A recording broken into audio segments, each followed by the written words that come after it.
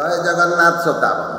ବର୍ତ୍ତମାନ ସମୟ ବଦଳିଛି, ମଣିଷ ମଧ୍ୟ ବଦଳୁଛି ଏବଂ ମଣିଷର ଚିନ୍ତାଧାରାରେ ମଧ୍ୟ କିଛି ପରିବର୍ତ୍ତନ ଦେଖାଯାଉଛି।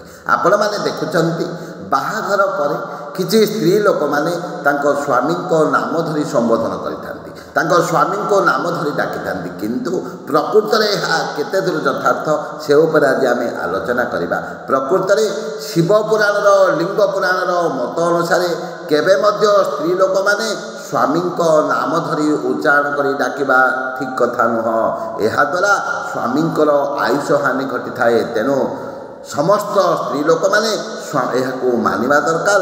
ସ୍ୱାମୀଙ୍କୁ ନାମ ଧରି କେବେ ମଧ୍ୟ ସମ୍ବୋଧନ କରିବା ଉଚିତ ନୁହେଁ। ସ୍ୱାମୀଙ୍କ ନାମ ଧରି କେବେ ମଧ୍ୟ ଡାକିବା କଥା ନୁହଁ। ଏହାଦ୍ୱାରା ସ୍ୱାମୀଙ୍କର ଆୟୁଷ ହାନି ଘଟିଥାଏ। ଏହାକୁ ଯଦି ମାନିବେ ଆପଣଙ୍କର ନିଶ୍ଚିତ ଭାବରେ ମଙ୍ଗଳ ହେବ। ଜୟ ଜଗନ୍ନାଥ, ଜୟ ଜୟ ଜଗନ୍ନାଥ, ଜୟ ଜୟ ଜଗନ୍ନାଥ।